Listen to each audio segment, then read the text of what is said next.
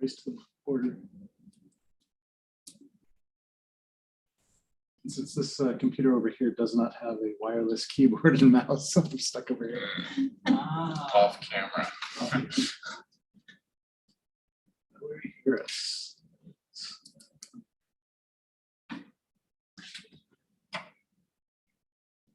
Maybe you're going to start helping out with some stuff at Travel Salem. You got a project you're helping Angie with. Is that correct?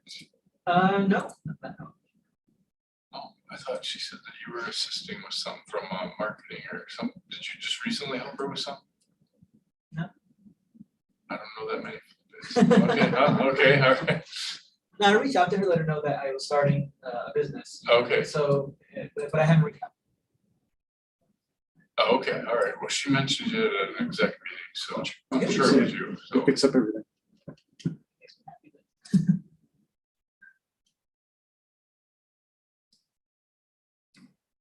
We are still waiting for at least one more board member. We have a quorum. We have Michelle. Oh, you're right. Michelle, Yvonne, John, and don't forget to sign in.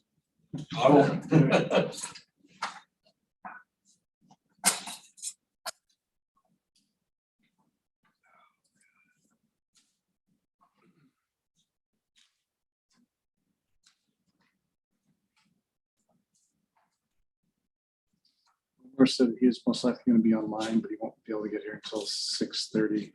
I'll need our cake first. Yeah, I know. The other thing, you have to eat the cake first. Valerie, what organization are you with?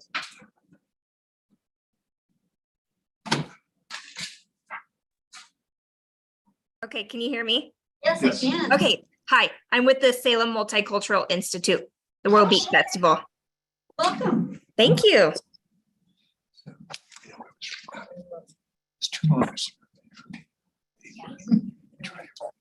Gave away copies of first books. Yeah.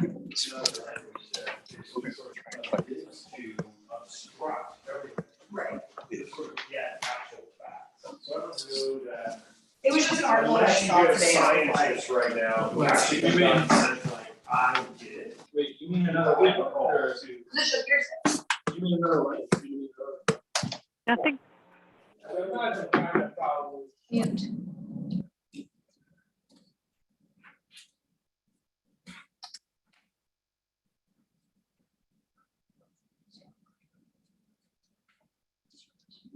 Oh, yay. Yay, yay, yay. That's very exciting.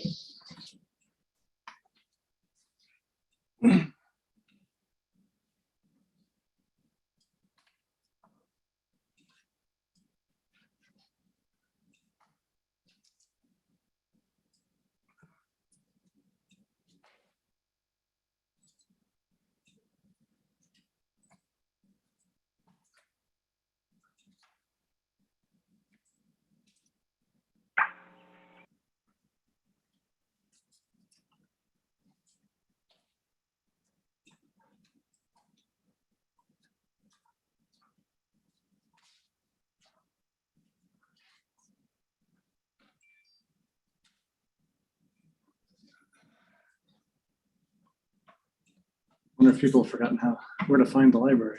I did put a note on our community development door with the address. Okay. We didn't put any signs out front though, I think. Ran out of time. It's kind of like, how do we do this again? Yeah, what do we need? What do we need? Name tags, a sign-in sheet.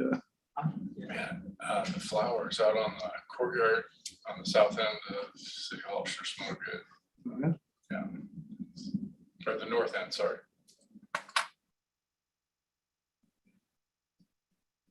They've started doing a lot more with the landscaping around this.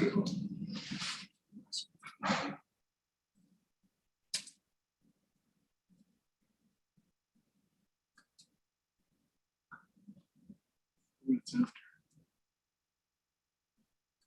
Does anybody have a email for Roger?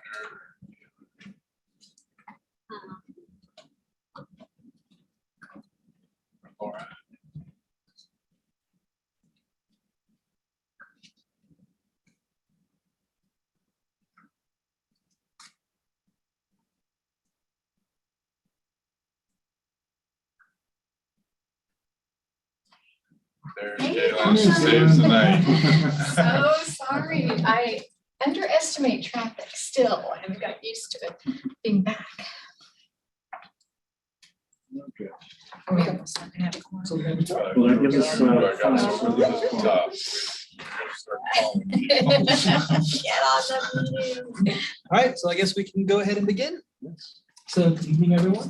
Welcome to the Cultural Tourism Promotion Advisory Board meeting. I'm Felipe, Chair of the Board. Calling this meeting to order Wednesday, June 14th at 6:05. Chris, do you mind calling the order? Sure. Felipe Gonzalez, Chair. I'm here. Laura Tessler, Vice Chair, is not here yet. Galen McAllister, Here. Laura just arrived outside electronically. electronically, okay.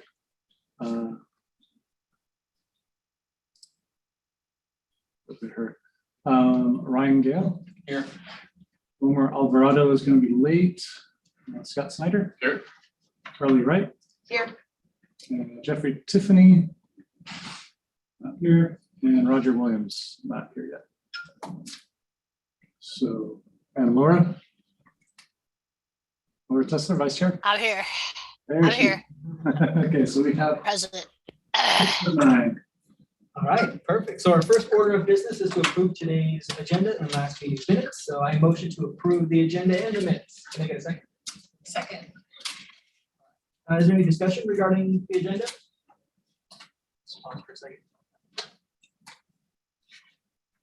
Hearing none, all those in favor say aye. Aye. Aye. Any opposed? Motion passes. Next up is public testimony. Anybody here like to make any comments regarding the agenda or online?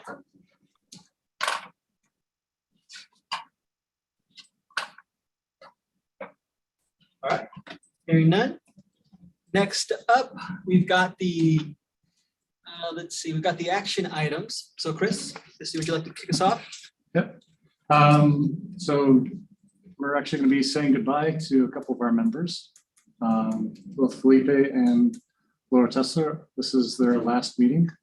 They've completed their service of 3 years term, and we're happy that they were part of our board and was able to serve. I know Laura served for 2 full terms, which is essentially 6 years.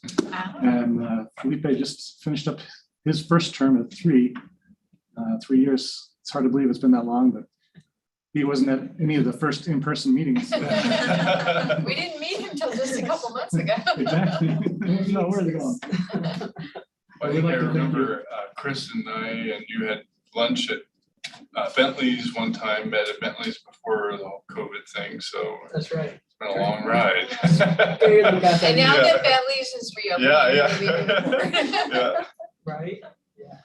So we'd like to thank Felipe and Laura for their service and time served here. Really enjoyed it. Thank you. I love it. Just the facts. Perfect. All right. So, and now it's actually kind of talking about the future of the board here. So we want to have a discussion on the nominations and whether we want to take a vote today and go ahead and nominate a chair and vice chair, or there's also an option to do it for the next meeting. But we can have a discussion on whether or how we want to approach this. Does anybody have a strong feeling? I nominate Scott as chair. Oh, look at that. Hey. I would support that. All right, I wasn't expecting that, but I would be honored if that's the choice of the board, so, yeah. I don't know that I'll be as organized as Felipe. I don't want I to don't know drop that the any of ball. us can. I know. He set the bar kind of intimidating. His presentations are top notch. Yeah, Thank you. Thank So, you. the exploding pie charts and all, it's I'm tedious. stepping up my game too. Keep going. Yeah. Okay. You are welcome to continue doing that aspect for We volunteer in it. other ways. Yeah. Perfect. Okay, so then it sounds like we have some interest. So then do we still need to? I have another alternate nomination, if I could. Okay. I have another alternate nomination. Yep. I nominate Galen McAllister as chair. All right. Galen McAllister respectfully just refuses to even consider that. I can't, with my current schedule, I can't be a good chair, just can't do it. But thank you, I'm flattered. Anybody else? So we've got a motion and a second on the table.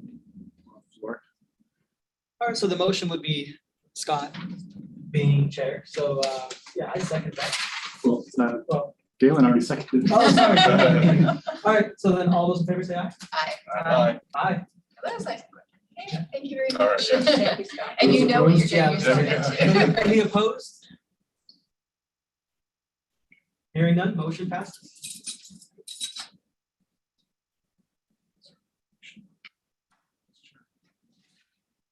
Is your schedule?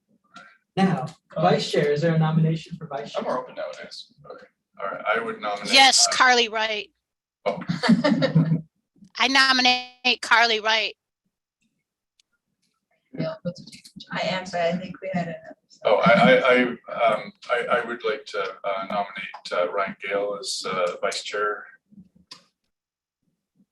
We're gonna play rock, paper, scissors. There you go. I was Yeah, hoping yeah. for arm wrestling Yeah. myself. I would lose. Oh, wait, maybe that would be good. Okay, so we have, I think Scott was the first nomination to make. Is there a second to Scott's? And if not, then we'll default to Laura's nomination of Carly Wright and then look for a second. So is there a second for Ryan? I'll second Ryan. Okay. So the second for Ryan. Is there any discussion? Thoughts? Yeah, I mean, I'm willing to do it. I've been on the top board for quite a while now, and Scott and I have a good working relationship. You know, if it's the will of the board, or unless someone else, really wants it more, I would definitely be interested. I had talked to Ryan about a year. This is your third year. You're Yeah. starting your third year. So I had talked to Ryan Started last year. 2019, I think. Okay. Oh, so you're on your fourth year? Yeah, Wow. Wow. how just time before the flies. pandemic, so. My goodness. Okay, so it was at least 2 years ago that I had asked, and just with his new job and stuff, it wasn't a good time with responsibility and stuff. But I, have a lot of respect for his thoughtfulness and desire for growth, both work-wise and responsibility from just a professional atmosphere or professional incentive as well. So, yeah, I would certainly be willing to second Laura's nomination for Carly as well. I've always, very, very impressed with her ability to multitask and keep a lot of plates spinning and just professionalism. Connectivity to the board, to the folks that we're working to hopefully help, guide and support and that type of thing as well. So, Yeah, just want to say, Carly did a lot of great work with the Yeah. subcommittee as well. We got a lot done, so. yeah, appreciate your support, impressive agenda that you guys knocked out there. So.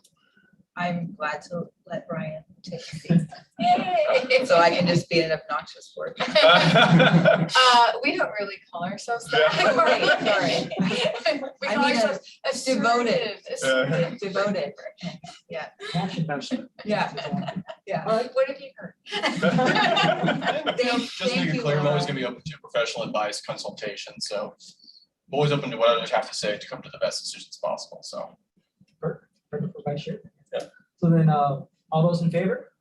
Say aye. Aye. Any opposed? Nay.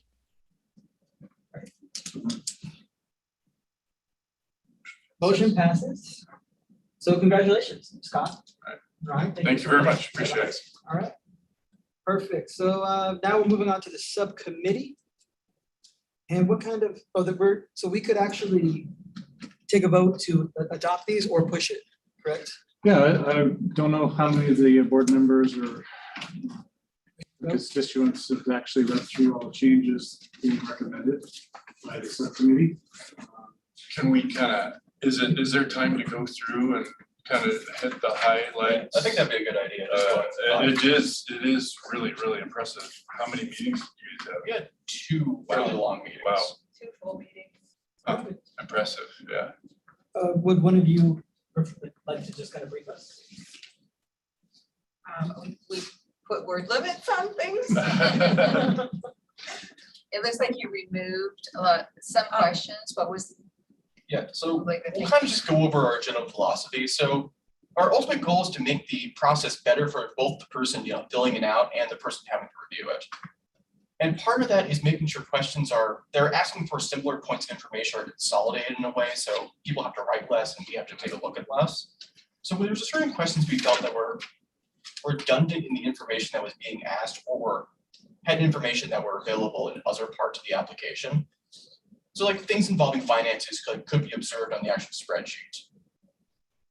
And we also wanted to clarify at certain points what kind of information we're looking for so we can make better decisions. So for example, the questions about marketing, we specified, we're looking for what kind of marketing you're doing, who you're reaching out to, and things like that. So more like prompts to help them know. Yeah. And then did you sorry, I didn't read through all of these. Did you clarify the budgeting, like what we would expect to have in a budget? Because that's always one of the concerns. Some people understand that it's a project budget, but some people put in like their whole work budget. There's references to ticket sales, grants, sponsorships, etc. This should match your budget sheet. Does this match your budget sheet? We really tried to So emphasize, does this match your budget sheet? Yeah. That's good. And really, when something doesn't match a budget, we should be bringing it up at a meeting to say, why doesn't it? Yeah. So I think we all just need to remember that. 'Cause I totally- And not to put too much pressure on Kelly and Chris, but if they're reviewing it, give them a month to get it responded to rather than the night of the first meeting. If they're in the first docket, if there's kind of like, where's your 501c3 form? Your budget is. Right. I wonder if there's a way for the reviewers to get questions like that ahead of time, because you're right, that is so awkward for poor people in the audience. Yeah. When we put them on the spot, and sometimes it's stuff that they thought was in the packet that didn't end up. So I wonder if the reviewers, if there's a tangible item missing, they can flag that ahead of time so that people So, can bring it. so from a staffing point, we want you as the board members to see how it's actually Okay, submitted, all right. because that should impact the score. No, I Okay. mean, we'll see it as the reviewers, but we're supposed to read them before we Right. talk to them. That means you guys have to get the questions that you want to Right, ask and get to the me questions to you a week ahead, like, ahead of time so I can get yeah, here's Give them what's notification. missing. what we're looking at. Yeah. So, Because it's a weird system to call people and they have no idea what you're gonna highlight. And if we can give them prep, I think it's reasonable. And then sometimes the question can be answered, oh, you think you're missing this, but if you click on here, you can see their budget or whatever it is. So as board members have questions on applications, definitely submit them to me ahead of the meeting. But I like all the changes. I noticed a lot of it was kind of removing the redundancies, like the scribe, a lot of the things that I think you'd be able to find through a simple search online, or even just like looking at the budget. So that usually is going to answer most of the We questions. shouldn't have to search online. They should tell us everything. That is true too. It should all be an application. But I'm pretty thorough. I agree with Verify. that, Let's go Galen. You verify. shouldn't have to be searching online. That information should be provided. And you shouldn't, and my question remaining to staff is that, I mean, that's part of the coordinator's job, is to make sure that the application is accompanied by what it's supposed to be accompanied by. And I mean, frankly, their application should be denied if it does not have a 501c3 attached to it. I mean, that's a requirement. That was often a very frustrating part of reviewing these applications, is that the budget didn't match. That's something that should have been pre-screened by, staff. And also, if they don't have a 501c3, their application should be denied. That's a requirement.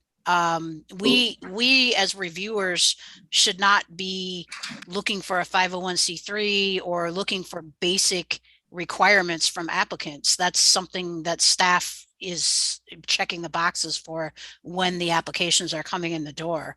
That was very, very frustrating to have budgets that didn't match and, you know, things like that. That's something that should be pre-screened and taken care of before it even gets to a reviewer. Well, and I think in other grants that I applied to, they have sort of a checklist, like you will be rejected if you don't have these things. So I think, do we have that in there? So That's correct. attach There this, is. attach, so you guys do that screening for those things, for the required. And we Things. will print out whatever the links are that they've uploaded the files. Right, so you got all that. The separate part about making sure that their budget matches the narrative, I think that's hard to screen for. And I think that us looking at it and seeing that gap is probably better than having staff do the work of helping them write their grant, kind of. If we've told them in the question, you should match your budget with your narrative, they don't do it, that's sort of a grant fault more than a staff, you know, because then we're asking staff to make judgments on things where really it should be a check off, a yes or no, Yeah. and then the judgment part's up to us to figure out. But I do like the changes and reducing the amount of stuff they have to report on, because the more stuff that you have in there, the more likely it is you're gonna miss something, and makes everyone frustrated. Well, what I noticed is a lot of the questions that you've altered or adjusted are the wordy type responses. So it's really made it more succinct and just the facts, please. So, you know, that's fantastic. Thank you guys for doing Yeah. this together. Yeah, that's a very nice job. Fantastic. Yeah, the unfortunate part is we didn't have the volunteer from the facility operators wasn't able to attend the meetings. Oh, So Oh, Alicia was. Alicia wasn't able to make Oh. either of the With 2 meetings. apologies. No, I understand. But Yeah. it wasn't due to scheduling, One or anything person, like that, it was just unforeseen circumstances happening. right. Do we want, instead of voting these in, because I think we do have some time, do we want to give the audience a chance to review these and send us any comments to consider in the next meeting? Yeah, I think it's a good idea. Also, we'll give board members more time to take a look at it too. if anything comes to Right, mind, so, right. Because I'd rather get all the stuff in now than keep going back. Yeah, absolutely. Okay, it sounds like a motion, right? It's motion. I second that motion to. All right, very good. Perfect, all right. All those in favor say aye. I, Aye. All those opposed? Aye. All right, hearing none, motion passes.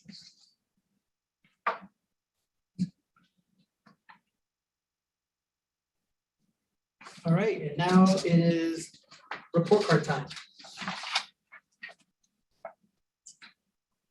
All right, so year-to-date revenues for the transient occupancy tax collections have been coming in nicely.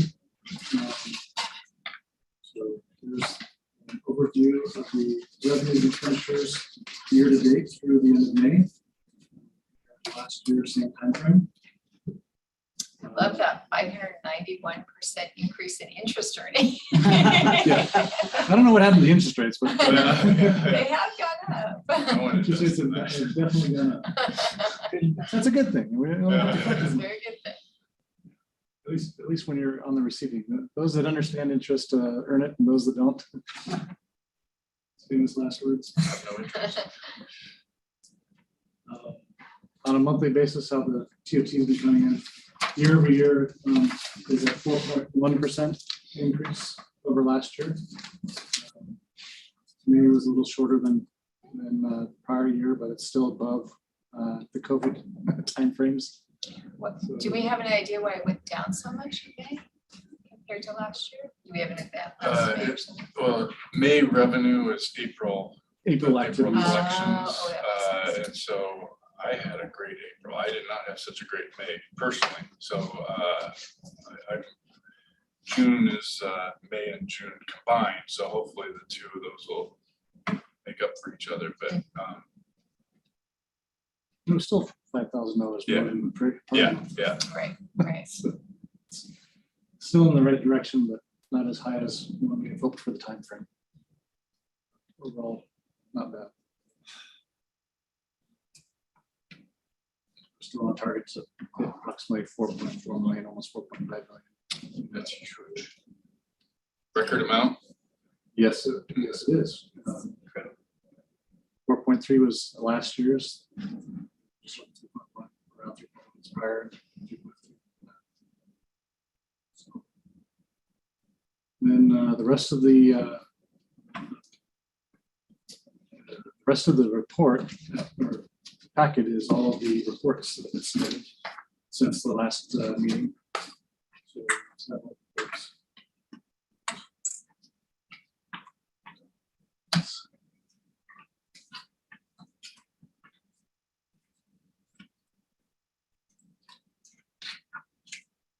And Gilbert House, did they finish up they got something done on the playground or at the yard? They are in that, yeah. So that's what the capital improvement report. Yeah. that is attached. Yeah. These are the outdoor play improvements. And we actually went there on, was it April? I think it was April that we Okay. we were on site and got to see where they were at. I said I missed that one. It was so cool to see that stage. Yeah. The director set across. So yeah, in April, we had an in-person tour and toured AC Gilbert's. And then the rest of the evening, we walked down to the Riverfront Carousel and got to see the new, what are those called? Carousel pieces. Yeah. The new there's a couple new carvings being done. So that was really And good. the Hazel Patton. And Oh, yeah, they're about to need that. They Today, maybe. just did that last Saturday. I think it Oh, Oh, was. really? It's the third. They yeah. renamed it Hazel Patton. She was the key person that got that in place here. And then from there, we walked on down to the Salem Amphitheater and got to take a look at where they control all the lights and got to change colors and stuff. They let you take control. Yeah. Did you bring your electric guitar with you to Yeah. test the sound?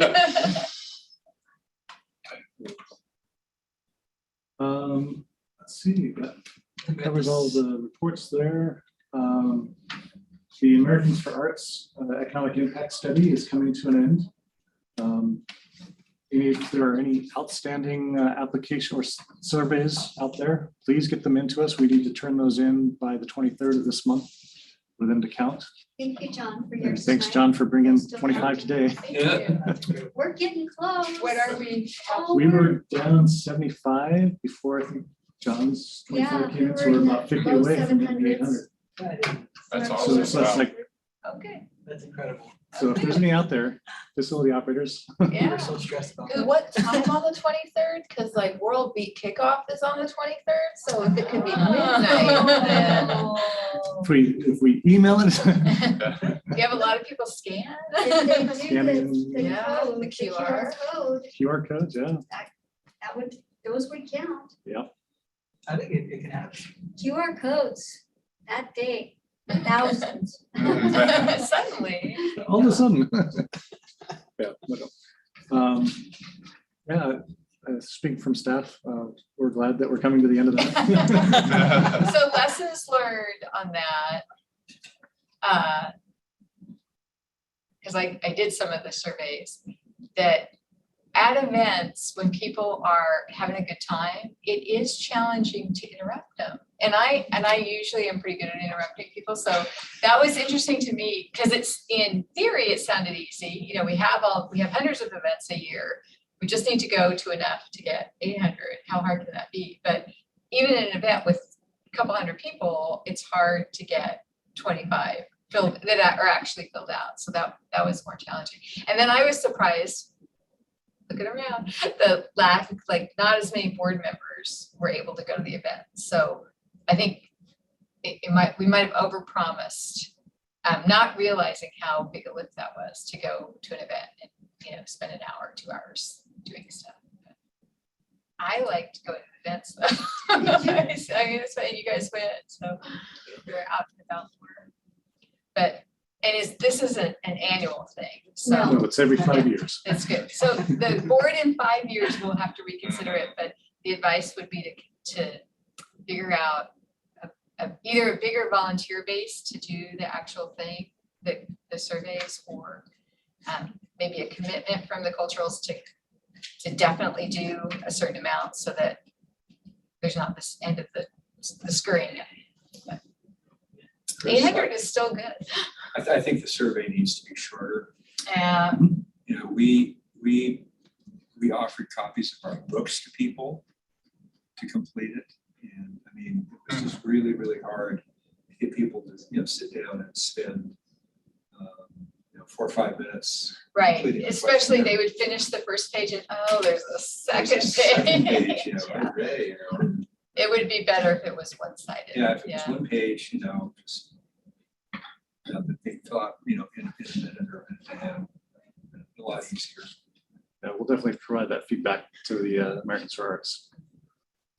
Thank you. And then also all the organizational surveys are being completed. I think we had 38 the last time I looked.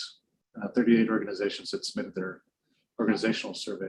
Oh, that's good. So that's really good. That's great. A lot of feedback. So that's good. That's all I got on that stuff. All that data, we'll get it back. So actually, there, November 7th, there will be a representative coming to speak about the survey and the organizational report stuff.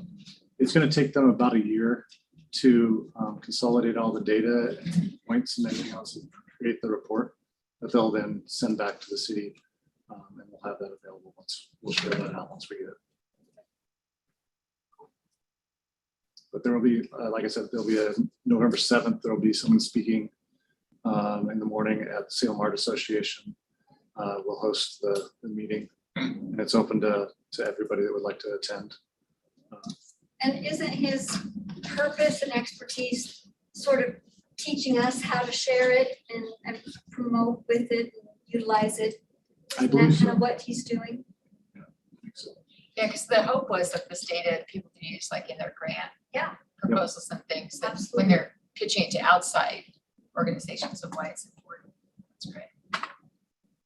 My bad. All right, next up would be the roundtable discussion. If anyone has anything else you'd like to talk about, address the board.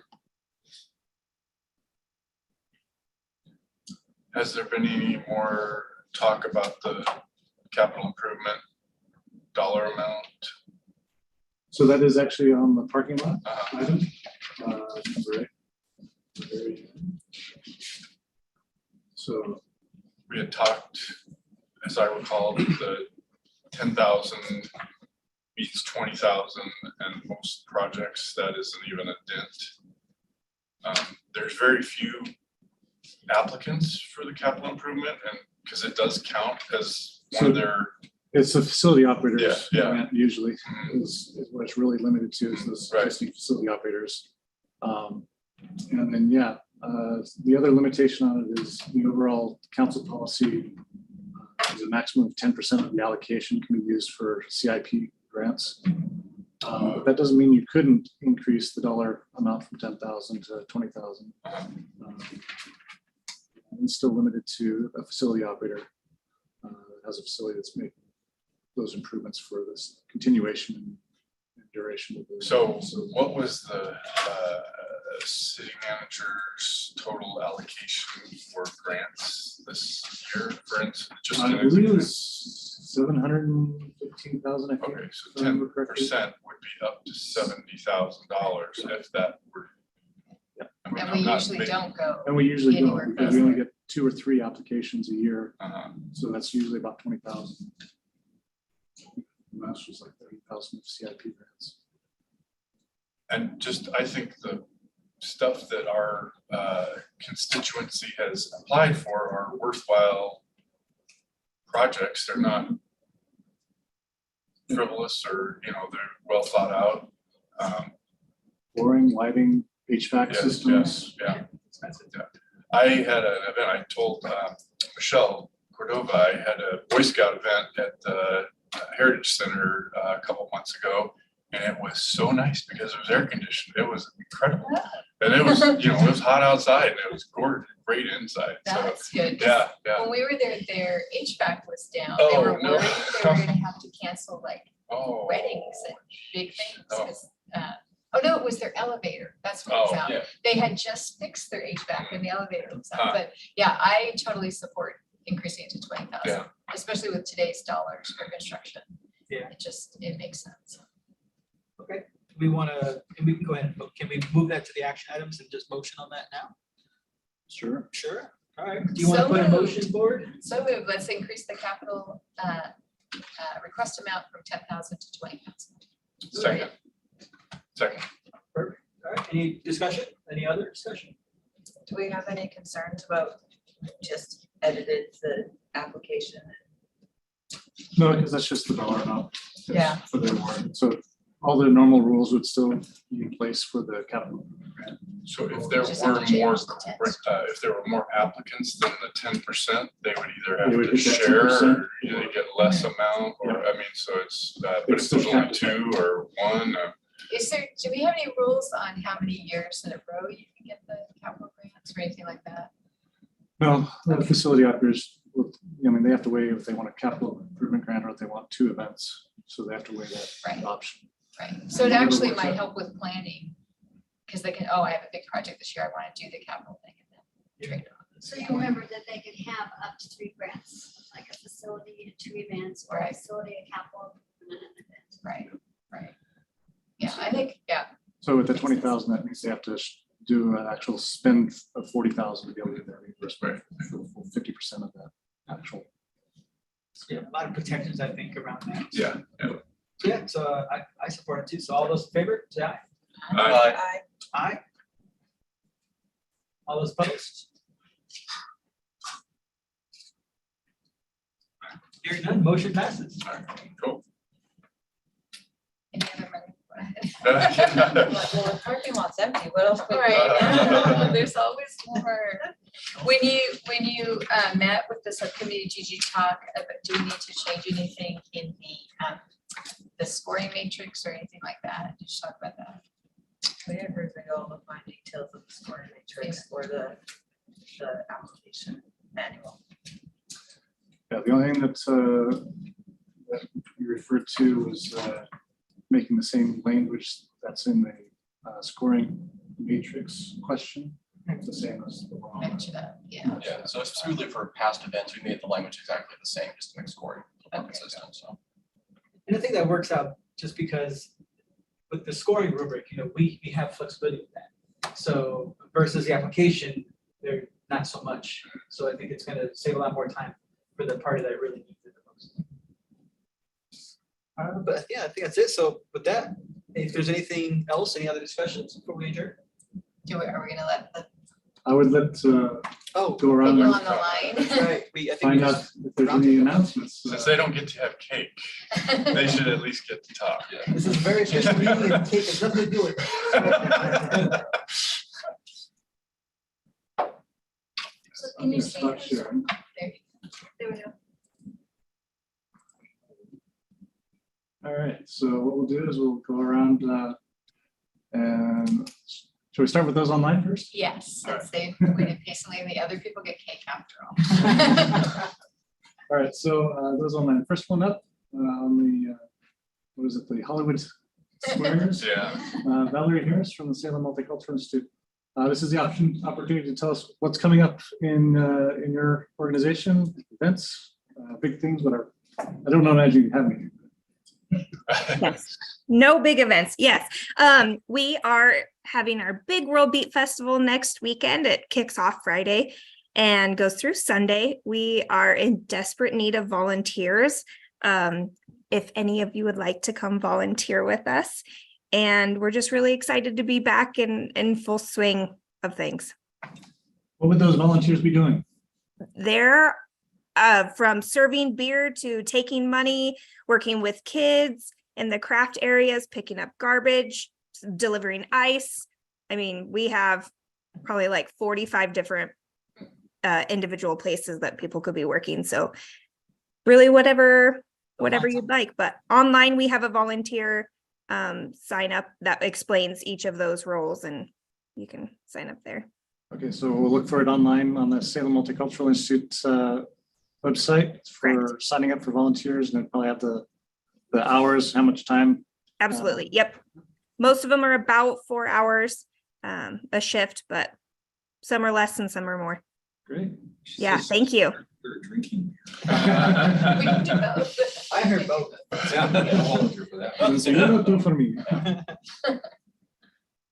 Valerie, do you get any groups of volunteers from Chemeketa students? That's a great question. I don't think we have any this year. I'll mention it to our guy in charge of like student life, and they've had pretty good results when they do an all call to their student leaders. Okay, that would be amazing. Thank you. Thank you, Valerie. Yeah, thank you. Next up, I have Yvonne from Deepwood. Hi, everyone. I wanted to let you know things are going strong at Deepwood. We have a lot of traffic as far as in the gardens. Things are really lush right now. And home tours are very steady. We have a wedding exhibit on of wedding dresses, cake toppers, and accessories related to weddings going back to the 1890s. So that's the big thing going on right now. And next time I'll have some information about upcoming events. Awesome, thank you. Next up, I see Michelle Cordova from Willamette Heritage Center.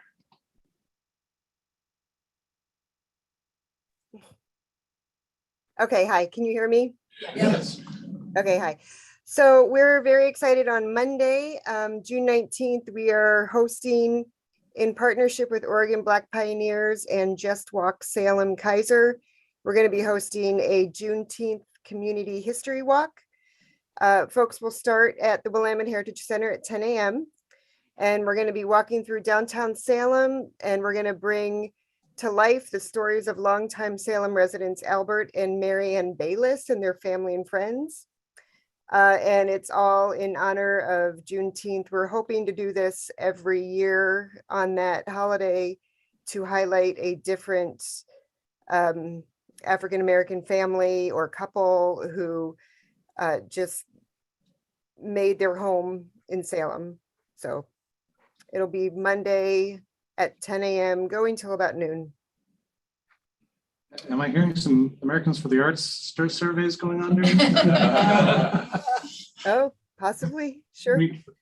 Michelle, we just had a group from Canada that stayed at the hotel, and they did a tour through the Heritage Center, and they were all very positive about their experience. So good job. Oh, that's wonderful. I'm so glad to hear that. Yeah. Good, great. We have somebody on there with a telephone. Can't tell who that is. Yvonne, did you say you would be on the phone too? Is that Yvonne on the phone? Who is 1541 showing a phone number? Yeah. That is, okay. All right, that's all Okay. right. Thank you. So we'll turn over to our folks in the room. We'll go ladies first.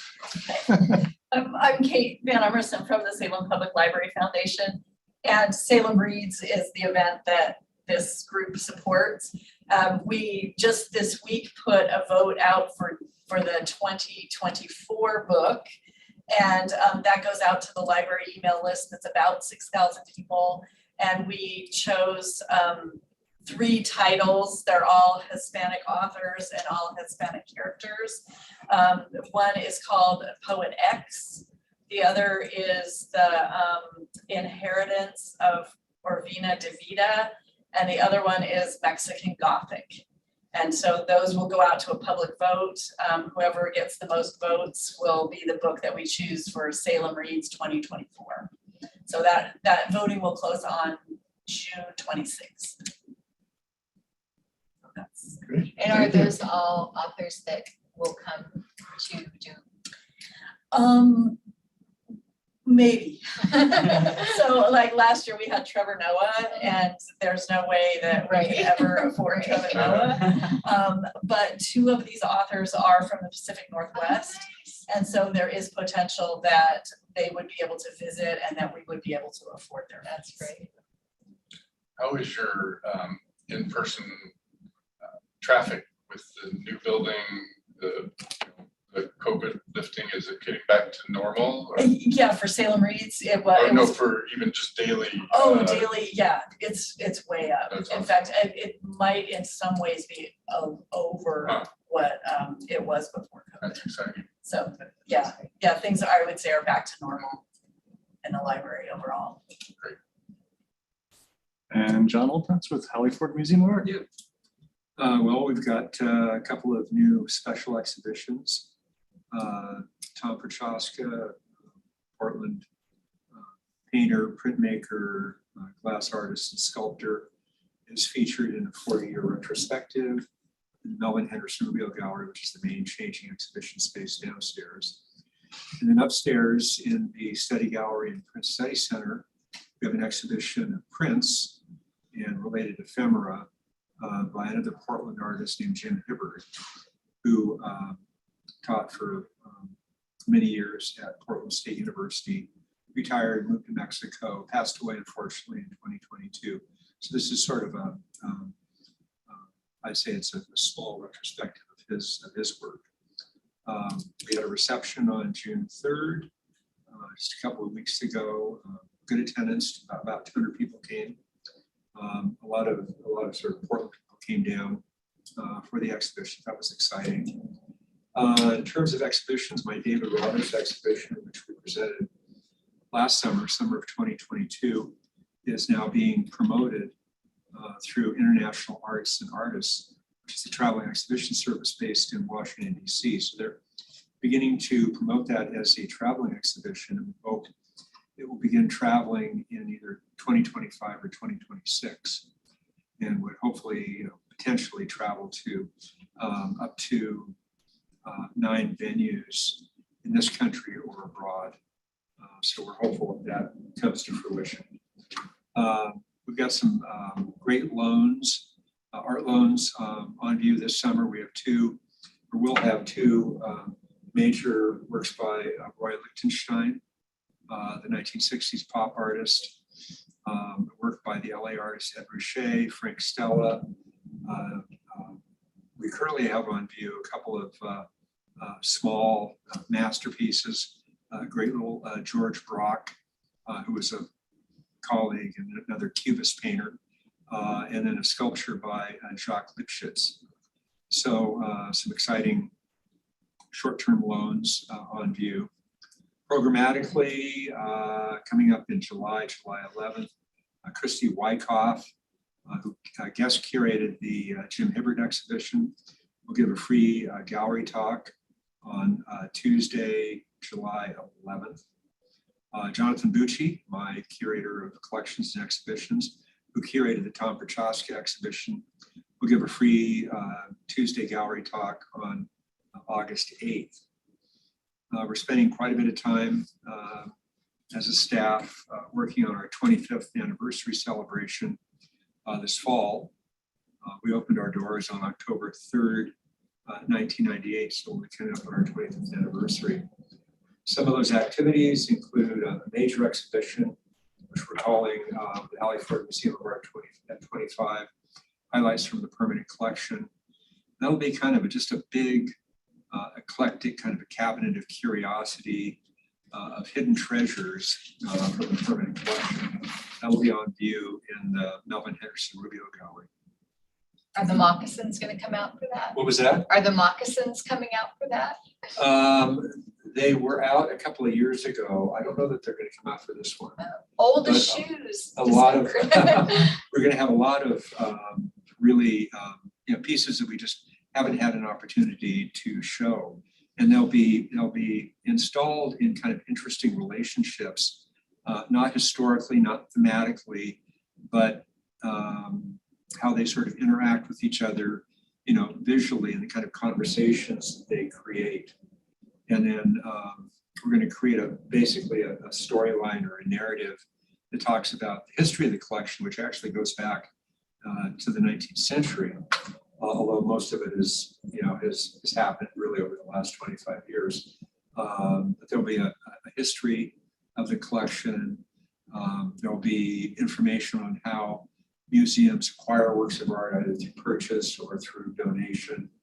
We'll create a couple of special sections on the Museum of Contemporary Craft collection, which we inherited a couple of years ago, and the George and Colleen Hoyt collection of contemporary Northwest Coast Indigenous art. So it should be a fun exhibition. We've got a couple of lectures planned in conjunction with that. I'm going to be speaking on the street of the Hallie Ford Museum of Art, and one of our alumnus, Lisa Alexander, who's now a curator at Stanford, and a Salem woman.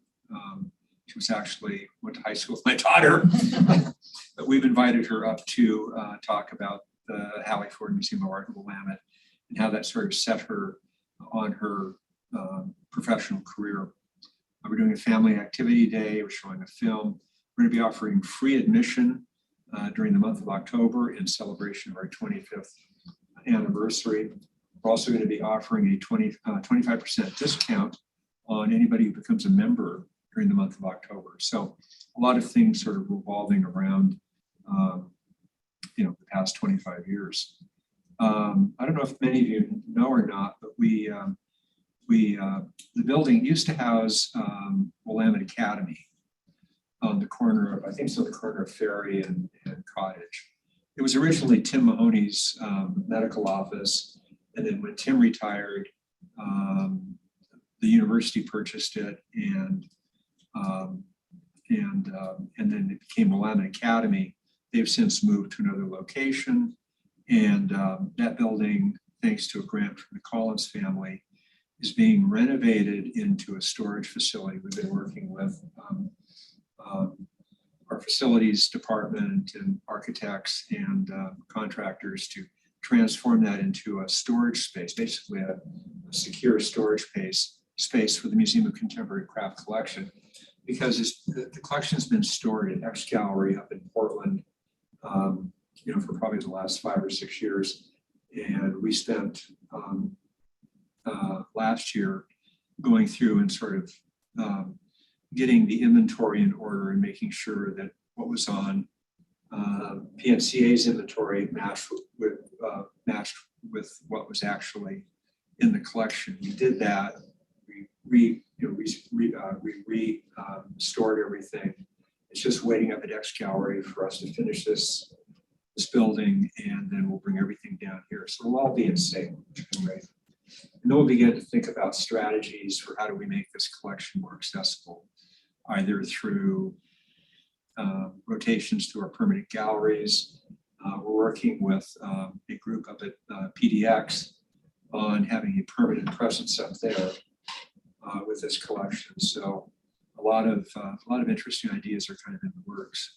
We're also beginning a strategic planning process, which I may have mentioned before, but working with consultants in Santa Fe, New Mexico, Gail Anderson, who's an old friend of mine, on basically, looking at where we want the institution to go over the next 5 years, and that will be probably a 9-month process. I'll be reaching out to Chris because we want to get various stakeholders involved in sort of initial interviews, not necessarily individually, but bringing groups together of different, constituencies that we either want to serve or are serving. We want to bring those people together to talk about the museum, to talk about the future of the museum. And we'll take that information. We'll have basically an external group of stakeholders kind of formulating the strategic plan. So that'll all be happening over the next 9 months to a year as well. And then we're all going to take a break and go to Greece or something. Felipe, if I can just, listening to the people's comments, I was reminded about 2 months ago, we had an STPA meeting where we were talking with the cultural facilities. Michelle was there, Yvonne was there. We had, this has been really kind of spearheaded with Matt Bolay at Salem Art Association and Irene with Travel Salem. But it was a wonderful meeting.